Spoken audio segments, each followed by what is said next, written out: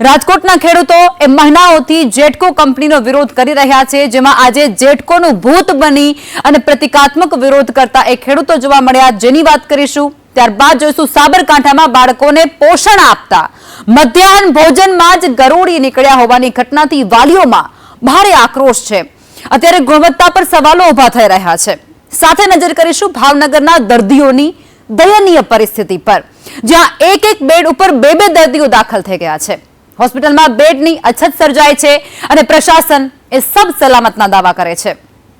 સાથે તમને બતાવીશું કે રેગિંગનો કાયદો એ માત્ર અત્યારે કાગળ પરનો વાઘ છે, કારણ કે રાજ્યભરની કોલેજો અને યુનિવર્સિટીઓની હકીકત એ કંઈક અલગ જ છે અને જેને કારણે સુરતમાં રેગિંગના કારણે એક રેસિડેન્ટ ડોક્ટરે આત્મહત્યા કરવી પડી છે। સાથે વાત કરીશું રાંચીમાં સતત 16મા દિવસથી ચાલતા વિદ્યાર્થીઓના આંદોલનની સ્થિતિ અત્યારે શું છે તેના પર। એટલું જ નહીં, દિવસભરના અન્ય જે મહત્વપૂર્ણ સમાચારો છે, વરસાદ છે, વરસાદની આગાહી શું છે તેના પર પણ નજર કરીશું આજના વોર રૂમમાં। સૌથી પહેલા એક મોટા સમાચાર આવી રહ્યા છે તેના પર નજર કરીએ। સીએમ ભૂપેન્દ્ર પટેલ એ દિલ્હી જવા માટે રવાના થઈ ગયા છે, જેમાં પૂર્વ નિર્ધારિત કાર્યક્રમોમાં તેઓ દિલ્હી ખાતે પહોંચવાના છે। આ સાથે જ ડેપ્યુટી સીએમ હર્ષ સંઘવી પણ દિલ્હી જવા માટે રવાના થઈ ચૂક્યા છે, એટલે કે સીએમ અને ડેપ્યુટી સીએમ બંને દિલ્હી જવા માટે રવાના થઈ ચૂક્યા છે। દિલ્હીમાં 3 જેટલી અલગ અલગ બેઠકો છે। આ 3 અલગ અલગ બેઠકોમાં તેઓ પોતાની હાજરી આપવાના છે અને આ બેઠકોની અંદર ગુજરાતને લઈને વિશેષ ચર્ચાઓ થઈ શકે છે, જેને લઈ અને તેઓ અત્યારે દિલ્હી ખાતે રવાના થઈ રહ્યા છે।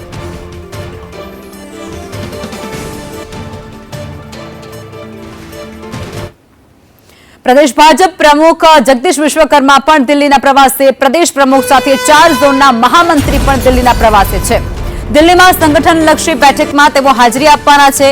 રાષ્ટ્રીય અધ્યક્ષ સાથે અલગથી પણ બેઠક પ્રદેશ પ્રમુખ કરશે। તેમના નેતાઓ જે પ્રદેશના સાથે ગયા છે તેઓ પણ આ બેઠકની અંદર તેમની સાથે હાજર રહેવાના છે।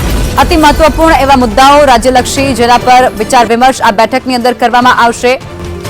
પ્રદેશ ભાજપ પ્રમુખ જગદીશ વિશ્વકર્મા પણ દિલ્હી જવા માટે રવાના થઈ ચૂક્યા છે। સીએમ ડેપ્યુટી સીએમ પણ દિલ્હી ખાતે રવાના થઈ રહ્યા છે। CM deputy CM Harsh Sanghavi સાથે જ પ્રદેશ પ્રમુખ જગદીશ વિશ્વકર્મા આ ત્રણેય દિગ્ગજ નેતાઓ જેઓ દિલ્હી ખાતે રવાના થઈ રહ્યા છે। દિલ્હીમાં પૂર્વ નિર્ધારિત કાર્યક્રમો છે, અલગ અલગ 3 બેઠકો છે, જેના પર તેમના દ્વારા આ બેઠકને લઈને તેઓ દિલ્હી પહોંચી રહ્યા છે। અને આજ મુદ્દે સંવાદદાતા હિરેન અમારી સાથે જોડાઈ ચૂક્યા છે। હિરેન, સીએમ ડેપ્યુટી સીએમ પ્રદેશ પ્રમુખ આ તમામ લોકો દિલ્હી પહોંચી રહ્યા છે, એવી અગત્યની કઈ બેઠકો હોઈ શકે?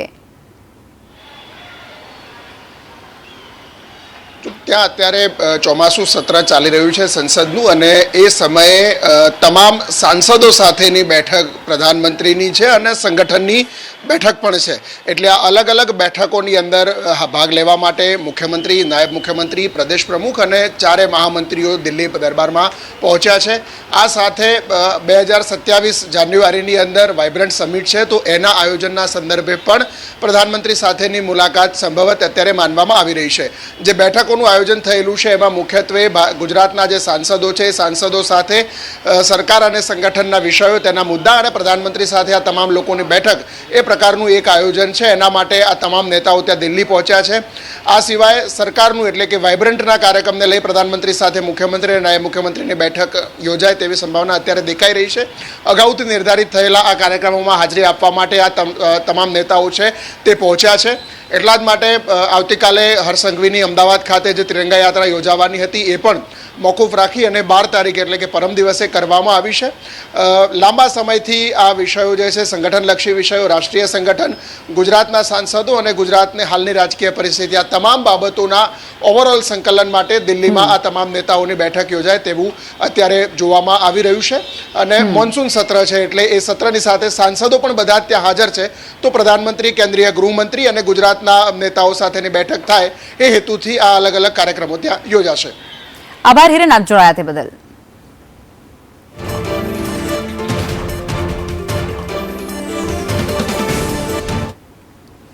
ઈડરથી ચોંકાવનારા સમાચાર, મધ્યાહન ભોજનમાં ગરોળી નીકળી છે। હસનપુરા શાળાના 40 જેટલા બાળકો એ બીમાર પડી ચૂક્યા છે। ફૂડ પોઈઝનિંગની અસર તેમને થઈ છે।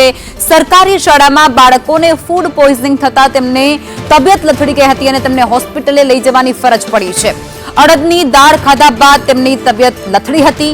દાળમાંથી ગરોળી જેવી જીવાત મળી આવી છે. સિવિલ હોસ્પિટલમાં તેઓ અત્યારે સારવાર હેઠળ છે. બાળકોની સ્થિતિ એ નાજુક જાણવા મળી રહી છે. મધ્યાહન ભોજન વિભાગની બેદરકારીનો ભોગ આ માસૂમ બાળકો બન્યા છે. બાળકોને પોષણયુક્ત આહાર મળી રહે એના માટે થઈ અને શાળાની અંદર મધ્યાહન ભોજન પીરસવામાં આવતું હોય છે અને એ મધ્યાહન ભોજનની ગુણવત્તા ઉપર અત્યારે સવાલ ઊભા થઈ રહ્યા છે, કારણ કે શાળાની અંદર એક દાળ બનાવવામાં આવી અને એ દાળ આરોગતાની સાથે 40 થી વધુ વિદ્યાર્થીઓ એ બીમાર પડી ચૂક્યા છે.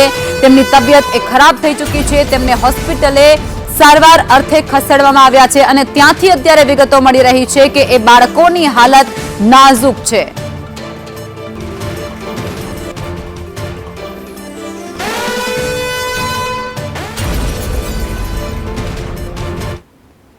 ભાવનગરના પાલીતાણા તાલુકાની સરકારી માનસિંહજી હોસ્પિટલમાં દર્દીઓની સંખ્યા વધી જતા બેડની ભારે અછત સર્જાય છે. હોસ્પિટલમાં સ્થિતિ એટલી કફોડી બની ચૂકી છે કે એક બેડમાં બે દર્દીઓને રાખી અને સારવાર આપવાની નોબત આવી છે. એક બેડ પર 2 દર્દીઓને લાવવામાં આવતા દર્દીઓ તેમજ તેમના પરિવારજનોમાં ભારે આક્રોશ વ્યાપી ગયો છે. થોડા દિવસો પહેલા જ આરોગ્ય મંત્રીએ આ હોસ્પિટલની મુલાકાત લીધી હતી. જે આખી પરિસ્થિતિ હતી તેની સમીક્ષા કરી હતી અને તે છતાં આવી દયનીય પરિસ્થિતિ હાલ આ હોસ્પિટલમાં જોવા મળે છે. આ મામલે હોસ્પિટલના તબીબે દર્દીઓનો ઉપાડ વધુ હોવાને કારણે બેડ ખૂટ્યા હોવાનો ખુલાસો આપ્યો. હાલ તો દર્દીઓની સલામતીને ધ્યાને રાખી અને વહેલી તકે વધારાના બેડની વ્યવસ્થા કરવામાં આવે અને રોગી કલ્યાણ સમિતિ આ ગંભીર બાબતે તાત્કાલિક યોગ્ય રસ દાખવે તેવી ઉગ્ર માંગ ઉઠવા પામી છે. મારા મમ્મીને 4 દિવસથી અહીંયા દાખલ કરેલા હતા. કાલે સાંજે અહીંયા હતા, સવારમાં હું આવ્યો આટો મારવા ત્યારે તો એક ખાટલામાં 2 દર્દીએ દાખલ કરેલા હતા. તો મેં કીધું આવી રીતના થોડું હોય તો પછી વાત કરી સિસ્ટર તો સિસ્ટર એમ કે ભાઈ તો અમને ઇન્ફેક્શન લાગે તો દર્દીને ઇન્ફેક્શન ન લાગે. ડૉક્ટર એમ કહે છે કે એ તમારે વહીવટ નથી કરવો, વહીવટ અમારે કરવાનો છે. અમારી માંગ એ છે કે સિસ્ટર એમ કહેતા હોય કે ભાઈ તો અમને એ ઇન્ફેક્શન લાગે તો દર્દીને કેટલું લાગે. 4 દિવસ અહીંયા દાખલ થયેલી છું ને સામેના પલંગમાં અમને 2 દર્દીને સુવડાવે છે તો એનું ઇન્સ્પેક્શન મને લાગે, મારું એને લાગે. આજે તો એને એ બેનને સુવડાવ્યો કંઈ નહીં, મને ઇન્સ્પેક્શન લાગે ને તો હું હેરાન તો થઈ જાઉં. હવે એકાબીજા દર્દીને એકાબીજાનું લાગે. અને આજ મુદ્દે સંવાદદાતા રાકેશ અમારી સાથે જોડાઈ ચૂક્યા છે. રાકેશ, પાલીતાણાની હોસ્પિટલ છે જ્યાં બેડની અછત સર્જાય છે અને એક બેડમાં 2 દર્દીઓ સારવાર લઈ રહ્યા છે. ગંભીર બેદરકારી છે આ. જી બિલકુલ, પાલીતાણાની આ માનસિંહજી હોસ્પિટલ આવેલી છે જેમાં આ રોગચાળો ફાટી નીકળ્યો હોય તેવું લાગી રહ્યું છે અને વહેલી સવારથી જ દર્દીઓનો ઘસારો જોવા મળ્યો હતો, જેમાં ઘસારાને લઈને બેડની અછત જોવા મળી હતી. જેમાં દર્દીઓને એક બેડમાં 2 દર્દીઓને સારવાર આપવા તંત્ર મજબૂર બન્યું હતું. ત્યારે સ્થાનિક તંત્રનો આપણે પૂછ્યું હતું પણ તંત્રે જણાવ્યું હતું કે આમાં હોસ્પિટલમાં જગ્યા ન હોવાને કારણે આ સમસ્યા ઊભી થઈ છે અને એક સાથે આ દર્દીઓનો ઘસારો જોવા મળતા આ સમસ્યા ઊભી છે. ત્યારે તંત્ર સામે પણ સવાલો થઈ રહ્યા છે અને હોસ્પિટલમાં જગ્યાના અભાવે રાકેશ, આપ અમારી સાથે જોડાયેલા રહેજો, આપની પાસેથી વધુ વિગતો મેળવશું. પરંતુ અત્યારે ડોક્ટર મનોજ કપૂર, અધિક્ષક માનસિંહજી હોસ્પિટલના અમારી સાથે જોડાઈ ચૂક્યા છે. સાહેબ, જે પ્રમાણે અત્યારે સ્થિતિ ત્યાંથી સામે આવી છે, એક બેડ પર 2 દર્દીઓ સારવાર લઈ રહ્યા છે, આના પાછળનું કારણ શું છે અને જો કોઈ દર્દીને પેલું લાગશે ઇન્ફેક્શન તો પછી જવાબદારી કોની રહેશે? ઇન્ફેક્શન નહીં મેડમ, કોઈ ઇમરજન્સી હશે તો જ એક બેડ પર 2 લીધા હોય, બાકી તો ઓનલી 56 બેડ છે મેડમ. અને અત્યારે આજે મંડે છે એટલે ઓપીડી 800 થી ઉપરની હોય. આમાં ઇન્ડોર જ ઓટલા 150 થી ઉપર તો ઇન્ડોર હોય અને પેશન્ટ બધા ઉતાવળ કરતા હોય એટલે એક કે 2 જગ્યાએ કોઈ એક ડબલ થઈ ગયો, બાકી અમે ડબલ લેતા નથી, બધાને વેઇટ કરાવીએ છીએ. પણ સાહેબ, જ્યારે અમારા રિપોર્ટર દ્વારા એ લોકો જોડે વાતચીત કરવામાં એ તો એવું કહે છે કે ભાઈ અહીં તો આ જ પ્રકારની સ્થિતિ છેલ્લા ઘણા દિવસોથી છે, એક બેડ ઉપર 2 દર્દીઓ, અમે કેટલા દિવસથી સારવાર લઈ રહ્યા છીએ.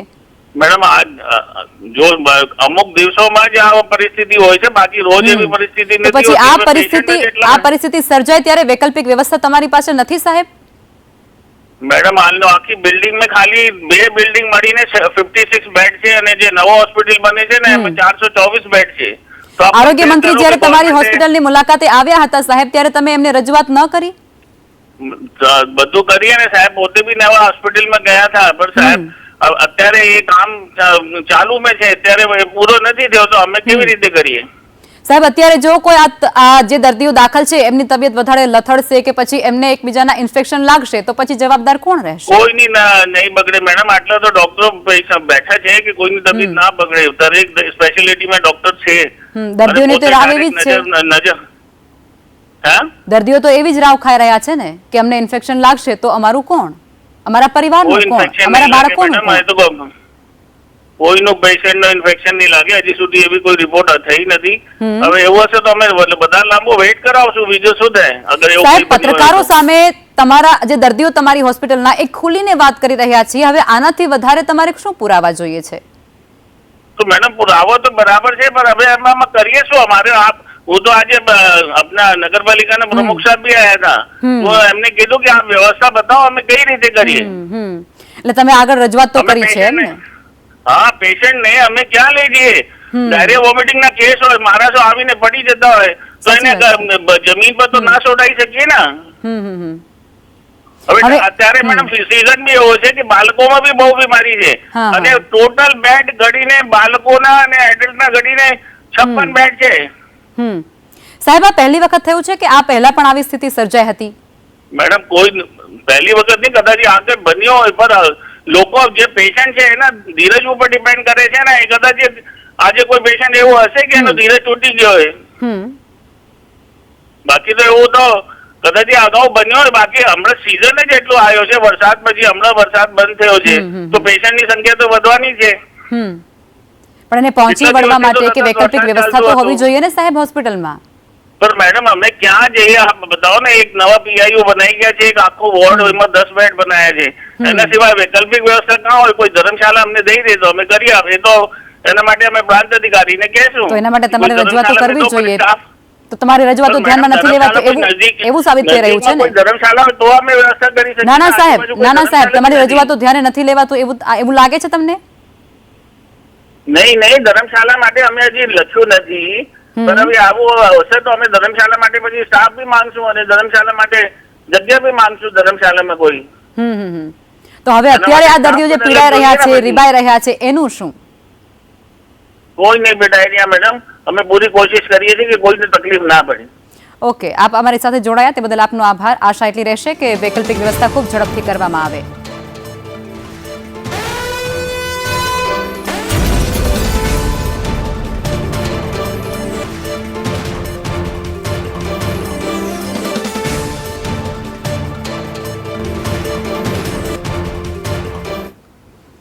સુરતના બહુ ચર્ચિત નાસિરનગર ડિમોલેશનને મામલે ગુજરાત હાઈકોર્ટે સુરત મનપા તંત્રની ભારે ઝાટકણી કાઢી છે, અને આ કોઈ પહેલી વખત હાઈકોર્ટે ટકોર નથી કરી. આ પહેલા પણ હાઈકોર્ટે અત્યંત કડક વલણ અપનાવી ચૂકી છે.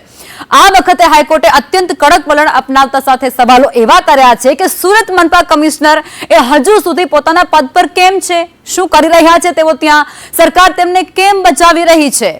અદાલતને નારાજગી વ્યક્ત કરી હતી કે જો નાના અધિકારીઓ સામે પગલાં લેવામાં આવતા હોય, જ્યાં કોઈ પણ પ્રકારની ખચકાટ અનુભવવામાં ન આવતી હોય અને તેમને પદ પરથી બરતરફ કરી દેવામાં આવતા હોય છે, તો પછી મોટા અધિકારીઓ સામે કાર્યવાહી કેમ નથી થઈ રહી?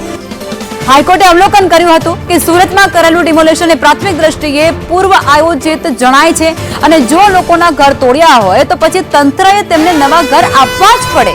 મનપાની આકરી ટીકા કરતા બેન્ચે ઉમેરતા એવું પણ કહી નાખ્યું કે અધિકારીઓની ભૂલનું પરિણામ સરકારે કેમ ભોગવવું પડે અને બેઘર થયેલા લોકો પાસેથી કેમ ખર્ચ વસૂલવામાં આવ્યો છે.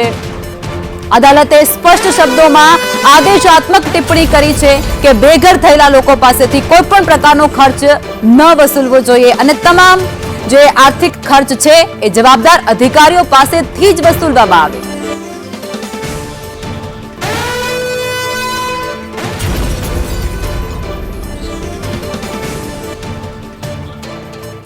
અને આજ મુદ્દે અમારી સાથે સંવાદદાતા જોડાયા છે, કશ્યપ જોડાઈ ચૂક્યા છે ન્યૂઝરૂમથી લાઈવ, અને સુરતથી મનીષ પણ અમારી સાથે ઉપસ્થિત છે. સૌથી પહેલા કશ્યપ તમારી પાસે આવવું છે, કારણ કે હાઈકોર્ટે કોઈ પહેલી વખત આ ટકોર નથી કરી. આ પહેલા પણ સુરતના નાસિરનગર ડિમોલેશન લઈ અને હાઈકોર્ટ એવું કહી ચૂકી છે કે ભાઈ સુરતના મનપા કમિશનર અત્યારે શું કરી રહ્યા છે પોતાના હોદ્દા પર. હાઈકોર્ટની ટકોરની અવગણના ત્યાં થઈ રહી છે વારંવાર, એકવાર નહીં.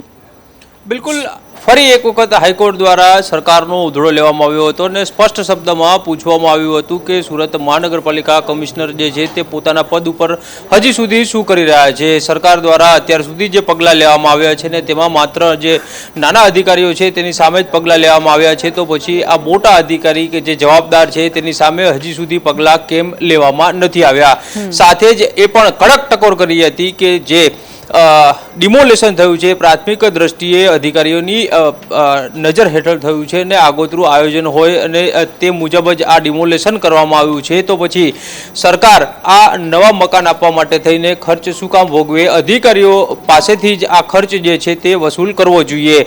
જો મકાન તોડી પાડવામાં આવ્યા છે તો પછી નવા મકાન પણ સામે આપવા જોઈએ. સાથે જ તે તમામ લોકો નિર્દોષ છે તો પછી તેની પાસેથી એક અરજી માટે થઈને 100 રૂપિયાનો ખર્ચ પણ શું કામ વસૂલાવવો જોઈએ. આવા કડક શબ્દોમાં આદેશાત્મક રીતે હાઈકોર્ટ દ્વારા કહેવામાં આવ્યું છે ને જે પ્રમાણે હાઈકોર્ટ દ્વારા ટકોર કરવામાં આવી છે તે જોતા લાગી રહ્યું છે કે આગામી સમયમાં સરકાર દ્વારા હવે કદાચ કમિશનર સામે પણ પગલાં લેવાઈ શકે છે ને સાથે જ જે જવાબદાર અધિકારીઓ છે આ સમગ્ર ડિમોલેશનમાં ને તે લોકોને હાઈકોર્ટ દ્વારા એ પણ ટકોર કરવામાં આવી છે કે બેદરકારીના કારણે આ ડિમોલેશન થયું છે અને આગોતરું આયોજન હતું, પ્લાનિંગ સાથે આ કામગીરી થઈ હોવાનું પ્રાથમિક દ્રષ્ટિએ લાગી રહ્યું છે. તો આવા સંજોગોમાં તે તમામ અધિકારીઓ પાસેથી જ આ નવા મકાન માટે થઈને ખર્ચ પણ વસૂલાવવો જોઈએ. જી બિલકુલ કશ્યપ, આપ જોડાયેલા રહેજો. અને હવે મનીષ, તમારી પાસે આવું છે. સુરતની અંદર નાસિરનગર ડિમોલેશન થયું જેમાં 100 થી પણ વધારે ઘરો એ બેઘર બની ગયા, પરિવારો બેઘર બની ગયા અને હવે અત્યારે તેઓ વૈકલ્પિક જગ્યા પર સ્ટે કરી રહ્યા છે. પરંતુ હવે એમને પોતાનું રહેણાંક મકાન ક્યારે મળશે એનો સવાલ છે. હાઈકોર્ટ પણ સવાલ પૂછી રહ્યું છે પણ સુરત મનપાના અધિકારીઓ એ જવાબ નથી આપી રહ્યા, આંખ આડા કાન કરી રહ્યા છે. હાઈકોર્ટની અવગણના થઈ રહી છે. જી બિલકુલ વાત કરીએ તો જે રીતના નાસિરનગરની અંદર કથિત ડિમોલેશન કરવામાં આવ્યું હતું, ભૂટિયા ડિમોલેશન કરવામાં આવ્યું હતું, તેનો રાજ ખુલ્યો હતો કે આ ડિમોલેશન ભૂટિયા નહીં પરંતુ સુરત મહાનગરપાલિકાના કેટલાક ભ્રષ્ટાચાર અધિકારીઓએ જ મેરા પીપળાની અંદર ડિમોલેશન કરી નાખવામાં આવ્યું હતું. આ ઘટનાને આશરે 3 મહિના જેટલા દિવસો વીતી ગયા છે. તમામ અસરગ્રસ્તો છે હજી પણ એક કમ્યુનિટી હોલની અંદર રહેવા પણ મજબૂર બન્યા છે. આશરે 100થી વધુ પરિવારો છે તે 3 મહિનાથી આ જ કમ્યુનિટી હોલની અંદર રહેવા પણ મજબૂર બન્યા છે. જે રીતના હાઈકોર્ટ દ્વારા તમામ જે અધિકારી છે તેમને સવાલો પૂછવામાં આવ્યા હતા કે તેમને આ મકાન ક્યારે ફાળવવામાં આવશે, ત્યારે વારંવાર જે કહેવાય કે કોઈને કોઈ કાર્યકરની છટકબારી છે તે અધિકારીઓ શોધી કાઢતા હતા અને આખરે હવે જ્યારે તેમણે એક જે આ મકાનો છે આપવાના વાત કરી છે ત્યારે મહત્વની વાત એ છે કે તેમને આવાસની અંદર આ મકાનો ફાળવવાની વાત સામે આવી છે. ત્યારે આવાસની અંદર જે ફોર્મ ભરવામાં આવે છે તેના જે ફોર્મના જે ચાર્જ પે તે 100 રૂપિયા પર વસૂલવામાં આવ્યા હતા. એટલું જ નહીં પરંતુ મહાનગરપાલિકાના અધિકારીઓએ એટલું પણ કહ્યું હતું કે તમને જે મકાન આપવામાં આવે છે તે મફતમાં નથી આપવામાં આવતા. દર જે કહેવાય કે 2 મહિને 3 મહિને તેમને એક ઇન્સ્ટોલમેન્ટ ભરવાનો છે. આશરે 7 થી 8 લાખ રૂપિયાની જે રકમ છે તે ચૂકવવાની છે. એક તો એક બાજુ એમના ઘરો તૂટી ગયા છે જ્યારે મહાનગરપાલિકાએ તેમના ઘર આપવા જોઈએ તેના બદલામાં હવે રૂપિયાઓની વાત કરી રહી છે. ત્યારે ક્યાંક ને ક્યાંક જે અસરગ્રસ્તો છે તેમાં આક્રોશ પણ જોવા મળી રહ્યો છે. જી આભાર મનીષ કશ્યપ, આપ બંને જોડાયા તે બદલ.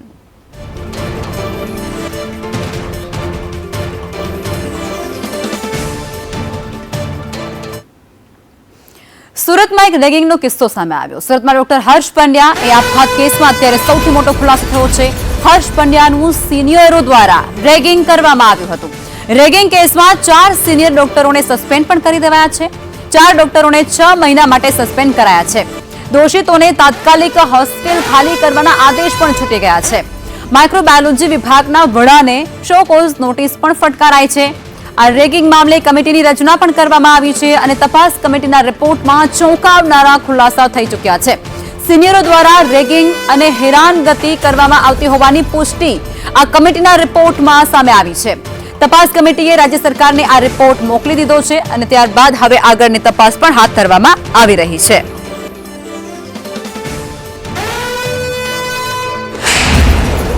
જે ફરિયાદ મળી હતી એમના જણાવ્યા મુજબ એમને વર્બલ એબ્યુઝ જેને કહીએ આપણે કે કડક શબ્દોમાં એમને અને ખખડાવવા અને એમને બીજા અન્ય રેસિડેન્ટની હાજરીમાં એમને હ્યુમિલેશન જેને કહેવાય એ કરવામાં આવે એ પ્રમાણેની એમનું રેગિંગ અંગેની કાર્યવાહી એમને એ અંગેની કમ્પ્લેન લેખિતમાં આપેલી હતી. વિદ્યાર્થીઓ જે મૌખિક જે વાતચીત કરી એમાં એમનું કહેવું હતું કે 1 કલાક સુધી અમને શું કાર્યો કરવા અને ન કરવા તે અંગે અમને કડક શબ્દોમાં અને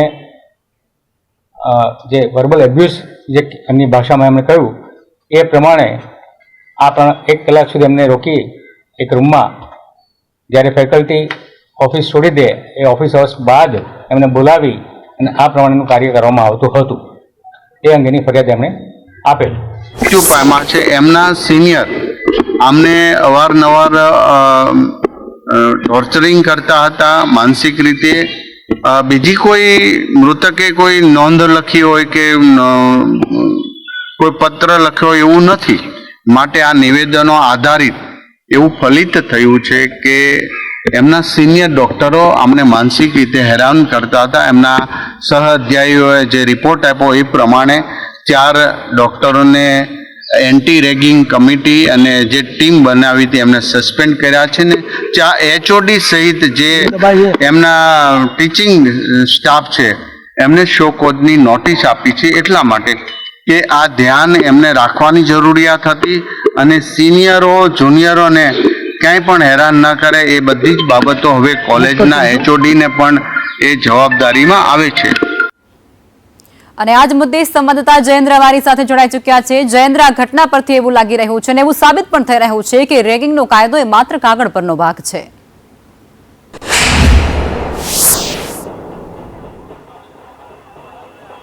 જી લખમાં જે રીતે વાત કરવામાં આખી ઘટના જે છે તે આખી ઘટનામાં હવે જે તપાસનો ધોરણ શરૂ થઈ ચૂકી છે. અંતે 4 જેટલા ડૉક્ટર રેસિડેન્ટ ડૉક્ટર છે તેમને સસ્પેન્ડ કરવામાં આવ્યા છે. તેમાં 3 મહિલા ડૉક્ટર છે અને પુરુષ ડૉક્ટર છે જે માઇક્રોલોજી વિભાગના વિભાગ 3માં અભ્યાસ કરતા હતા.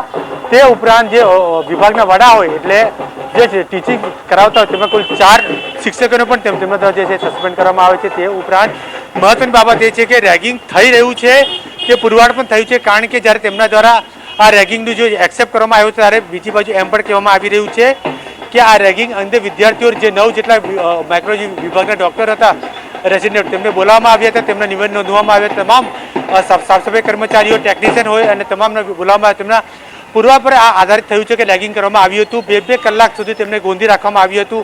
માનસિક ટોર્ચર કરવામાં આવ્યું હતું. છેલ્લા 7 દિવસ ત્યાં તેમના ઉપર જે છે ડૉક્ટર હર્ષ પંડ્યા તેમના પર આ રીતે જે છે ટોર્ચરિંગ કરવામાં આવતું હતું, જેથી તેમને હેરેસમેન્ટનો ભોગ બની અંતે સુસાઇડ કરવાની ફરજ પડી હતી. બીજી બાજુ હવે જોવાનું એ રહ્યું કે હવે આ મામલે કમિટી દ્વારા રાજ્ય સરકારને તપાસ કમિટી રિપોર્ટ તો સોંપી દેવામાં આવ્યો છે, પણ પોલીસને ક્યારે સોંપશે? કે આ મામલે માત્ર 6 મહિનાથી સસ્પેન્ડ કરવાથી જે પરિવારને ન્યાય ન મળી શકશે, પરંતુ આમાં આગામી દિવસોમાં આવી ઘટના ન બને તે માટે કયા પ્રકારે કડક પગલાં લેવાય, કયા પ્રકારની નવા નિયમ બને તે જોવાનું હોય. પરંતુ હવે પોલીસને કયા રિપોર્ટ સોંપવામાં આવે જેથી પોલીસ આ મામલે દુષ્કર્મનો ગુનો નોંધી શકે. કે અત્યાર સુધી પોલીસ માત્ર ને માત્ર જે છે આપઘાતનો ગુનો નોંધી તપાસ કરી રહી છે, પરંતુ જો રિપોર્ટ સોંપવામાં આવે તો પોલીસ આ મામલે પાકા પાયે દુષ્કર્મનો ગુનો નોંધશે અને ચારે રેસિડેન્ટ ડૉક્ટર તેમની ધરપકડ કરશે અને આગળની કાર્યવાહી કરશે. જી આભાર જયેન્દ્ર.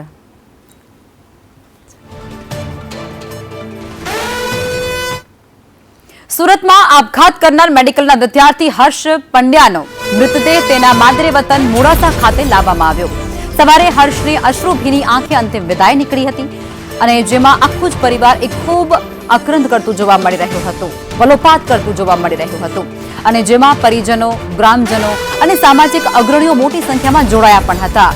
સમગ્ર મોડાસામાં ઘેરા શોકની લાગણી છવાઈ ગઈ હતી. આ હૃદયદ્રાવક ઘટના બાદ મૃતક હર્ષ પંડ્યાના પરિવારે સીધો અને ગંભીર આરોપ લગાવ્યો છે, ન્યાયની માંગ કરી છે.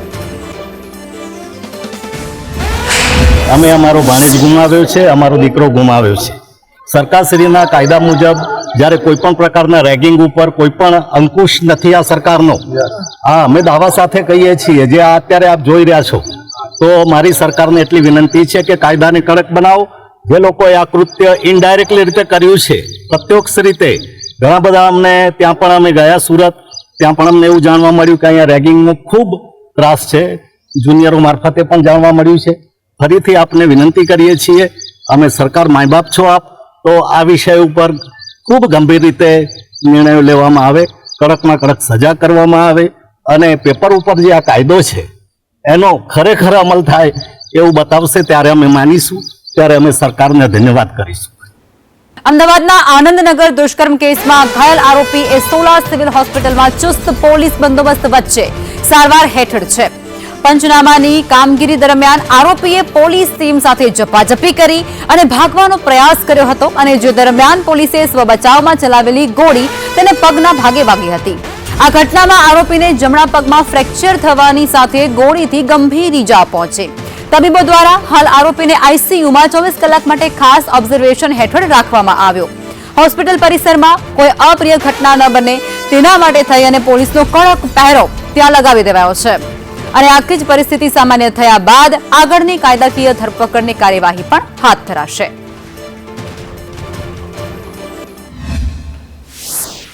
એના હોસ્પિટલમાં સારવાર માટે લાવ્યા હતા. કઈ પ્રકારની ઈજા થઈ હતી? હાલ પેશન્ટની કન્ડિશન શું છે? જી બિલકુલ, આરોપી જીએમઆરએસ મેડિકલ કોલેજ સિવિલ હોસ્પિટલમાં ગઈકાલ રાત્રે લાવવામાં આવેલો. તેમાં અમારા ઇમરજન્સીના ડૉક્ટર દ્વારા તેનો તાત્કાલિક મેડિકો લીગલ કેસ કરી અને ફરજ પરના સીએમઓ તથા ફરજ પરના તમામ મેડિકલ પેરામેડિકલ ટીમ દ્વારા તેમની સારવાર કરવામાં આવી.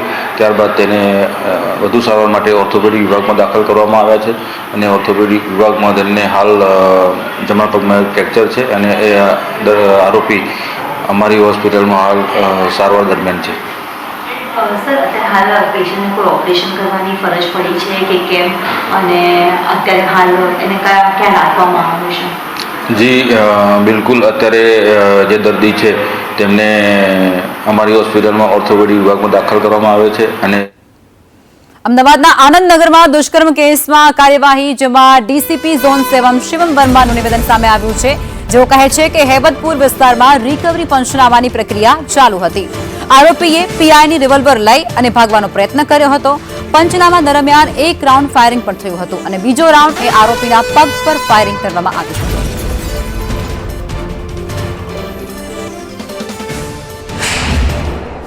એ જો આરોપી હતા એ પોલીસથી બચવા માટે પીઆઈ આનંદનગર આરએસ પરમારને સર્વિસ પિસ્ટલ છૂટવીના પ્રયત્ન કરતા હતા અને એ જ ઝપાઝપીમાં એક રાઉન્ડ ફાયર થયા, જેમાં પોલીસ કોન્સ્ટેબલ વિરેન્દ્રસિંહને સાથળના ભાગે વાગ્યા હતા અને એ પછી પોલીસે એને ઓવરકમ કરવા માટે પ્રયત્ન કર્યા હતા. એમાં બીજા રાઉન્ડ ઝપાઝપીમાં ફાયર થયા, જો એને પગમાં વાગ્યા હતા.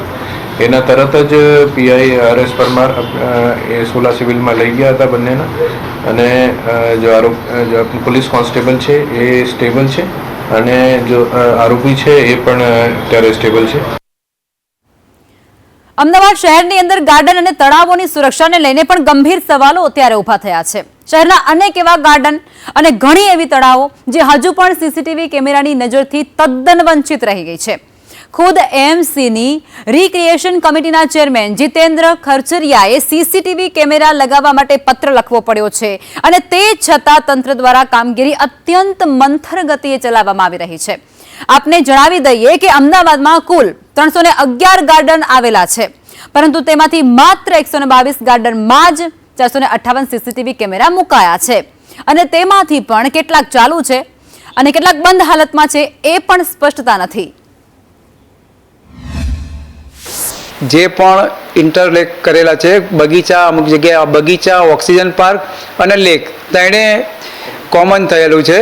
એ પણ અમે સીસીટીવી કેમેરાની અંદર આવરી લેવાના પ્રયત્ન અમારા પૂરા છે અને ઈ ગવર્નન્સમાં પત્ર પણ લખેલ છે. સીસીટીવી અત્યારે એક એવી જરૂરી વસ્તુ થઈ ગઈ છે, કારણ કે સુરક્ષાની દ્રષ્ટિએ સૌથી જોવા જઈએ તો સીસીટીવી કોઈ પણ વસ્તુ, કોઈ બનાવ બને, અનિચ્છનીય બનાવ, તો એ સીસીટીવીના માધ્યમથી જ આપણે એનું જે ચોર હોય કે કંઈ બી એક્સિડન્ટ થયો હોય કે કશું બી ગુનાખોરીનો કોઈ પ્રવૃત્તિ બનાવ બન્યો હોય તેને માટે આપણે સીસીટીવીનો જ ઉપયોગ આપણે કરવો પડે છે, કારણ કે સીસીટીવી છે ગુનેગારના મૂળ સુધી આપણને લઈ જઈ શકે. એનાલોગ પનીર ચીઝ પર પ્રતિબંધનો મામલો, જેમાં આગામી દિવસોમાં પનીર એ મોંઘું થવાની આશંકા વ્યક્ત થઈ રહી છે. બજારમાં પનીરની 25% ઘટ વર્તાશે. પનીરના ભાવમાં મોટો વધારો થઈ શકે તેવી શક્યતા છે. 500 રૂપિયાનું પનીર એ ₹600 પહોંચી શકે. પ્રતિબંધ બાદ ડેરી ઉદ્યોગમાં પણ મોટી હલચલ મચી જવા પામી છે.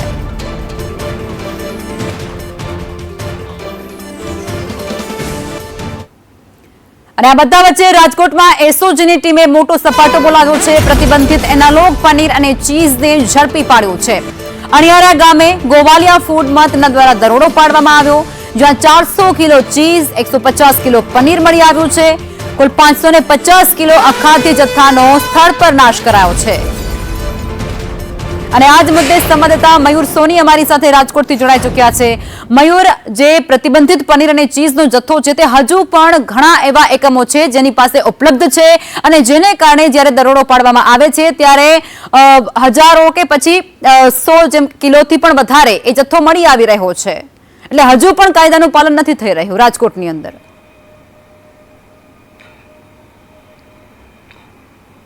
બિલકુલ કહી શકાય કે રાજકોટ શહેર જ નહીં પરંતુ રાજકોટના આસપાસના તમામ વિસ્તારો છે તેની અંદર આ પ્રકારના પનીર છે તે મળી રહ્યા છે. આરોગ્ય વિભાગ બાદ હવે એસઓજી અને ક્રાઇમ બ્રાન્ચની ટીમો છે એ પણ આવા એકમો ઉપર નજર રાખી રહી છે. એસઓજી દ્વારા દરોડો પાડવામાં આવ્યો હતો.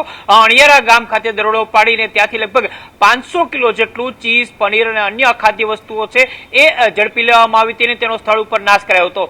મહત્વની વાત એ છે કે છેલ્લા એક સપ્તાહની અંદર 1000 કિલો કરતા વધુ અખાદ્ય એનાલોગ કહી શકાય એ પ્રકારનું પનીર, વાસી વસ્તુ, માવો સહિતની વસ્તુઓ છે આરોગ્ય અને પોલીસ વિભાગ દ્વારા જપ્ત કરવામાં આવી હતી અને તમામ જે યુનિટો છે તેની અંદર કાર્યવાહી કરવામાં આવી હતી.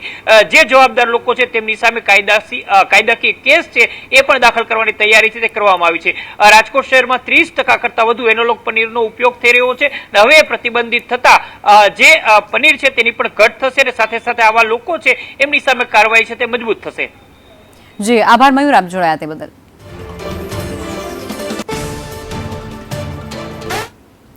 ચાંદીપુરાનો પ્રશ્ન એ ખૂબ વિકટ છે. સંસદમાં ચાંદીપુરા વાયરસનો મુદ્દો આજે ઉઠાવવામાં આવ્યો, જેમાં બીજેપી સાંસદ બાબુભાઈ દેસાઈએ ગુજરાતમાં ચાંદીપુરા વાયરસની ચિંતાજનક સ્થિતિનો ઉલ્લેખ કર્યો છે. તેમણે વાયરસ સામે રસી વિકસાવવાની અને ઉપલબ્ધ કરાવવાની ઉગ્ર માંગ કરી છે. સાંસદના જણાવ્યા મુજબ ગુજરાતમાં ચાંદીપુરા વાયરસના કારણે 22 બાળકોએ જીવ ગુમાવવાનો વારો આવ્યો છે. આ સાથે જ તેમણે આ ગંભીર રોગ સામે રાષ્ટ્રીય સ્તરે જાગૃતિ અને નિવારણ માટે વ્યાપક અભિયાન ચલાવવાની પણ સંસદમાં માંગ કરી છે. अतः मैं सरकार से आग्रह करता हूं कि चांदीपुरा वायरस से निपटने के लिए राष्ट्रीय स्तर पर विशेष अभियान चला जाए. गुजरात सहित प्रभावित राज्यों में स्वास्थ्य सुविधाओं को सुदृढ़ किया जाए तथा उसके उपचार और टीके के विकास हेतु वैज्ञानिक अनुसंधान को प्रोत्साहित किया जाए ताकि हमारे बच्चों का भविष्य सुरक्षित रहे. રાજ્યમાં ચાંદીપુરા વાયરસ અંગે આરોગ્ય મંત્રી પ્રફુલ્લ પાનસેરિયાનું પણ એક મોટું નિવેદન સામે આવ્યું છે, જેમાં તેઓ કહે છે કે વર્તમાન સ્થિતિ અંગે રાજ્યમાં હાલ ચાંદીપુરા વાયરસના 33 થી 35 પોઝિટિવ કેસ નોંધાયા છે. પરંતુ રાહતની વાત એ છે કે હાલમાં એક પણ કેસ એ ગંભીર સ્થિતિમાં નથી. આરોગ્ય વિભાગ દ્વારા તમામ શંકાસ્પદ કેસોને પણ ચાંદીપુરા વાયરસ પ્રોટોકોલ મુજબ જ તાત્કાલિક સારવાર આપી દેવાય છે. ચાંદીપુરા વાયરસમાં તમામ શંકાસ્પદ કેસોને અમે ચાંદીપુરા વાયરસની જેમ જ એમને ટ્રીટમેન્ટ આપી છે, પરંતુ અત્યાર સુધીમાં 33 જેટલા 33 થી 35 જેટલા શંકાસ્પદમાંથી ચાંદીપુરા વાયરસ પોઝિટિવ આવ્યા છે. અત્યારે જે સારવાર ચાલી રહી છે સ્ટેબલ છે. કોઈ દર્દી ગંભીર કે શું કહેવાય એમને સારવાર માપથી પણ બહાર ના આવી શકે એવું અત્યારેના ડૉક્ટરના સ્પેશિયાલિસ્ટ સારવારથી એવું થઈ રહ્યું છે. પરંતુ હજી અમારી ટીમ સંપૂર્ણપણે સજાગ, ગ્રામ્ય લેવલે જ્યાં જ્યાં કેસ મળે છે ત્યાં દવાનો છંટકાવનો બહુ ગંભીરતાથી આ પ્રશ્ન લઈ રહી છે. રાજકોટમાં ઋતુજન્ય રોગચાળાના આંકડા સામે આવ્યા છે, જેમાં શહેરમાં ડેન્ગ્યુના નવા 2 કેસ મળી આવ્યા છે. સામાન્ય તાવ અને વાયરલ તાવના 945 દર્દીઓ નોંધાયા છે. મચ્છરની ઉત્પત્તિ અટકાવવા માટે ઘરે ઘરે ચકાસણી પણ આરોગ્ય વિભાગે હાથ ધરી દીધી છે. 392 ઘર અને 159 કોમર્શિયલ સ્થળો પર નોટિસ પણ ફટકારાઈ છે. મચ્છર ઉત્પત્તિ રોકવા માટે આરોગ્ય વિભાગની કવાયત એ શહેરમાં ખૂબ તેજ થઈ ગઈ છે. ફોગિંગ, મચ્છરનાશક કામગીરી એ સઘન કરવામાં આવી રહી છે. મિશ્ર હવામાનને પગલે રોગચાળામાં વધારો થયો હોય તે પ્રકારનું નિવેદન પણ આપવામાં આવી રહ્યું છે. આરોગ્ય વિભાગે આ પ્રાથમિક તારણ પણ કાઢ્યું છે, પરંતુ અત્યારની સ્થિતિ એ ખૂબ ચિંતાજનક છે.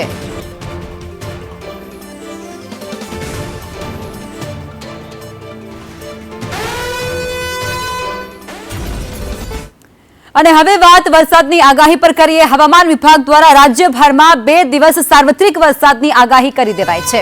એટલે કે 4 સિસ્ટમ રાજ્યભરમાં સક્રિય છે અને જેને કારણે 30 થી 40 કિલોમીટરની ઝડપે પવન ફૂંકાઈ શકે. રાજ્યના અનેક એવા જિલ્લાઓ છે જેને આ વરસાદ ઘમરોળી શકે. આજે અરવલ્લી, મહીસાગરમાં ઓરેન્જ એલર્ટ આપવામાં આવ્યું છે. સાથે જ અતિ ભારે વરસાદની આગાહી પણ વ્યક્ત થઈ છે. ખાસ કરી વાવથરાદ, બનાસકાંઠા, સાબરકાંઠા, પંચમહાલ અને દાહોદમાં વરસાદનું યલો એલર્ટ આપવામાં આવ્યું છે. અમદાવાદમાં પણ સામાન્ય વરસાદ રહે તેવી શક્યતા છે.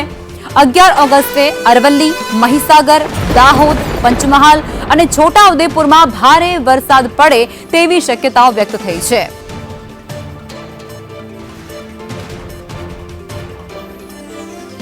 રાજ્યમાં ફરીથી 2 દિવસ હવે ગાજવીજ સાથે વરસાદની આગાહી આપવામાં આવી છે. વૈજ્ઞાનિક રામાંશભાઈ યાદવ આપણી સાથે છે, એમની સાથે જ વાત કરીએ. સર, વરસાદ કેવો રહેવાનો છે અને ક્યાં 2 દિવસ સુધીની આગાહી કયા કયા જિલ્લાઓમાં રહેશે? आने वाले 7 दिनों के लिए हम फोरकास्ट की बात करेंगे तो गुजरात स्टेट के सारे डिस्ट्रिक्ट कवर हैं, जिसमें लाइट टू मॉडरेट रेन की पूर्वानुमान है. और वार्निंग्स की बात करेंगे तो आज के लिए वेरी हेवी रेनफॉल की वार्निंग है. और जो डिस्ट्रिक्ट है जहां पर वेरी हेवी रेनफॉल की वार्निंग है वो डिस्ट्रिक्ट है अरावली और महिसागर. और इसके साथ ही हेवी रेनफॉल की वार्निंग बनासकांठा, वावथराड, साबरकांठा और दाहोद, पंचमहल में है. और कल के लिए हैवी रेनफॉल की वार्निंग है, जिसमें बनासकांठा, अरावली, महिसागर और दाहोद के लिए है. और आने वाले 3 दिनों के लिए थंडरस्टॉर्म की वार्निंग है, जिसमें विंड की स्पीड 30 से 40 किलोमीटर पर आवर के आसपास से रहने का पूर्वानुमान है. और हम जो आने वाले મહીસાગર જિલ્લામાં ફરી એકવાર મેઘરાજાની એન્ટ્રી થઈ ચૂકી છે. ખામપુર અને કડાણ તાલુકામાં છેલ્લા 2 કલાકથી ધીમી ધારે વરસાદ વરસી રહ્યો છે. કરણા તાલુકામાં પણ વરસાદ છે. વરસાદને કારણે ગ્રામ્ય તેમજ શહેરી વિસ્તારોમાં ઠંડક પ્રસરી જવા પામી છે. વાતાવરણમાં એકાએક પલટો આવ્યો અને ધીમી ધારે વરસાદ વરસવાની ત્યાં શરૂઆત થઈ છે. આ સાથે જ મેઘ મહેરથી ખેડૂતો પણ ખુશીનો માહોલ અત્યારે ખેડૂતોમાં વ્યાપી ગયો હોય તે પ્રકારના દ્રશ્યો પણ ત્યાંથી સામે આવ્યા છે. ખેડૂતો ખૂબ ખુશખુશાલ છે, કારણ કે આ વરસાદને કારણે ચોમાસુ પાકને નવું જીવનદાન સીધી રીતે મળી રહ્યું છે. અને આ ઉપરાંત પંચમહાલમાં પણ વરસાદી માહોલ જામી ગયો છે. શહેરામાં સતત વરસી રહ્યો છે વરસાદ, જેમાં શહેરા પંથકમાં વાતાવરણમાં એકાએક પલટો આવ્યો હતો. ધીમી ધારે વરસાદનું ત્યાં આગમન થયું અને આખું જ વાતાવરણ એ ઠંડુગાર બની ચૂક્યું હતું. બફારા બાદ વરસાદ આવતાની સાથે જ જે લોકો છે જે ગરમી અને બફારાનો સામનો કરતા હતા તેમને પણ ઘણી રાહત મળી છે. વરસાદી માહોલ જામતાની સાથે જ ખેડૂતોમાં પણ ખુશીનો માહોલ અત્યારે વ્યાપી ગયો છે.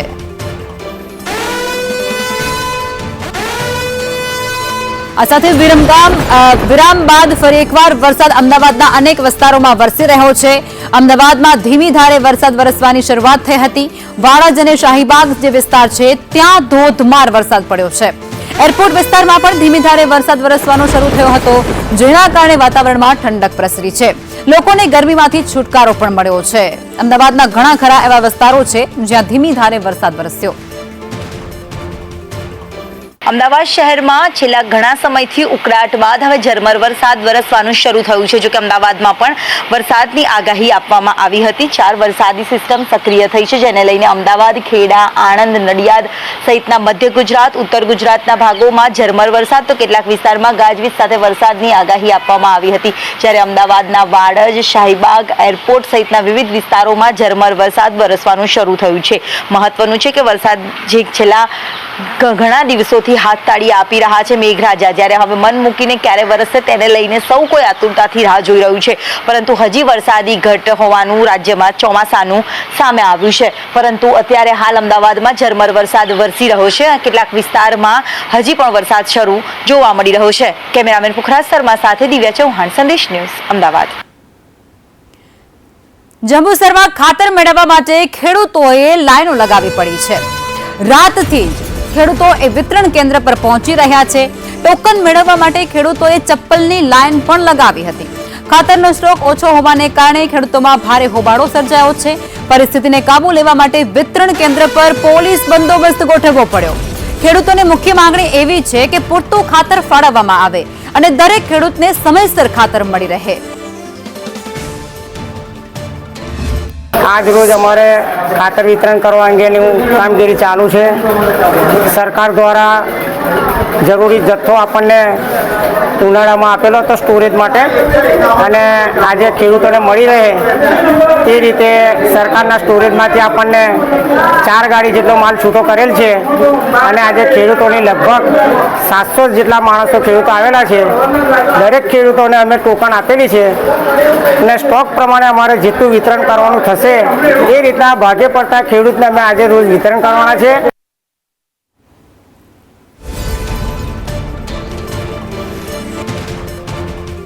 રાંચીમાં વિદ્યાર્થીઓના આંદોલન વચ્ચે મોટી કાર્યવાહી થઈ છે, જેમાં જેપીએસસીના પૂર્વ ચેરમેન આ ઉપરાંત જે અન્ય અધિકારીઓ છે તેમને સસ્પેન્ડ કરવામાં આવ્યા છે તેવી વિગતો સામે આવી રહી છે. આ ઉપરાંત હવે તેમની ધરપકડ પણ કરવામાં આવી ચૂકી છે. પરીક્ષામાં ગેરરીતિના આરોપ બાદ કાર્યવાહી થઈ છે. અગાઉ ચેરમેન પદેથી રાજીનામું આપ્યું હતું અને વિદ્યાર્થી વિરોધ વચ્ચે ધરપકડથી મોટી ખળભળાટ મચી ગઈ છે. અને આ જ મુદ્દે સંવાદદાતા અજય અમારી સાથે જોડાઈ ચૂક્યા છે. જી અજય.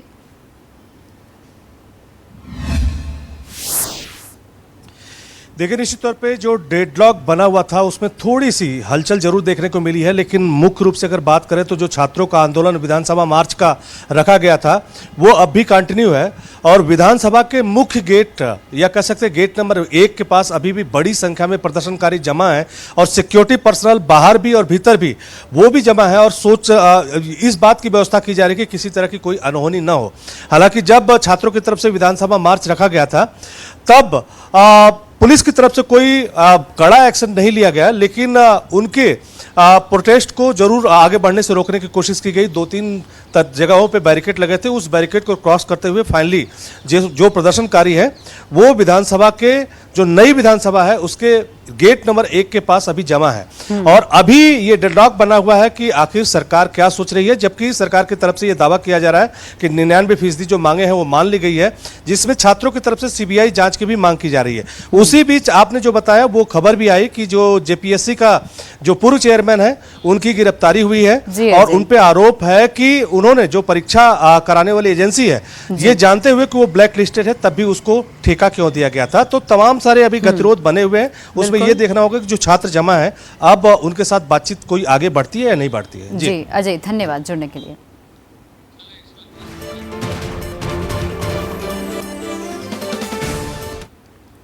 નર્મદામાં ચાલી રહેલા જંગલ જમીન વિવાદમાં હવે એક નવો વળાંક આવ્યો છે. વન સમિતિના પ્રમુખનું એક ચોંકાવનારું નિવેદન સામે આવતાની સાથે જ ખળભળાટ મચી ગયું છે. સરકારે જ 2005માં આ જમીન આપી હોવાનું તેમનું કહેવું છે. 2005 થી સાગબારા અને ઉમરપાડાના ખેડૂતો અહીં ખેતી કરી રહ્યા છે, ગુજરાન ચલાવે છે. 2005માં જીવન નિર્વાહ માટે જ તેમને આ જમીન આપવામાં આવી હતી.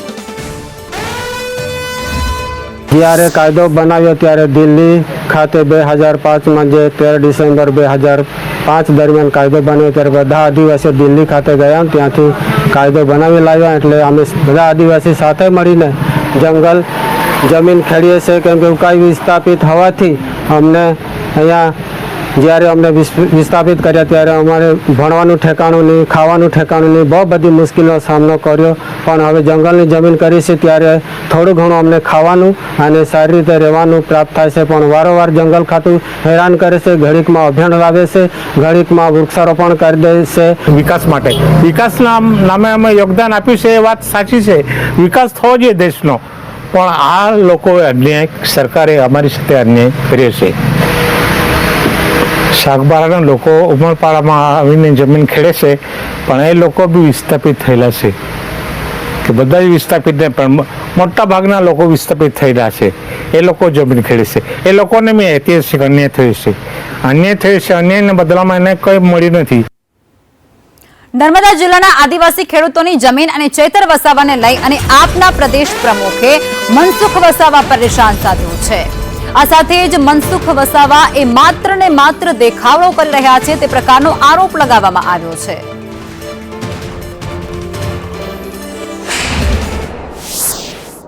આદિવાસી સમાજ અંગ્રેજોની સામે ઝૂક્યો નથી.